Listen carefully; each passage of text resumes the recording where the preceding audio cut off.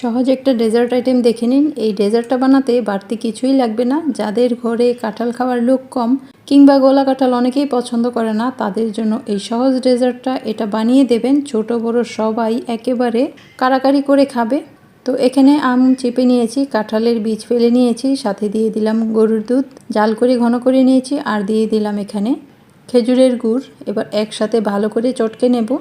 এরপর এর সাথে দিয়ে দেব পরিমাণ মতো মুড়ি। এবারও ভালো করে মিশিয়ে নেব। তো হাত দিয়ে মাখিয়েছি, আমি হাত দিয়েই বাটিতে নিয়ে নিলাম। এবার এর উপরে একটু ডেকোরেশন করে দেব, যেটা কি না দেখতে আকর্ষণ লাগবে, যার খেতে ইচ্ছে করে না সেও খাবে। তো উপরে আমি কিছু লাড্ডু মিষ্টি ছিটিয়ে দিয়েছি লাল আর হলুদ কালারের। তো এটা দেখার পর নিশ্চয়ই যার একেবারে খেতে মন চাইবে না সেও এক চামচ খেয়ে দেখবে। তো আমার সহজ ডেজার্ট হয়ে গেল। কেমন লাগলো অবশ্যই কমেন্ট করে জানাবেন, আর ভালো লাগলে আপনিও মাখিয়ে খেয়ে নিন। ভালো থাকুন, আল্লাহ হাফেজ। সহজ একটা ডেজার্ট আইটেম দেখে নিন। এই ডেজার্টটা বানাতে বাড়তি কিছুই লাগবে।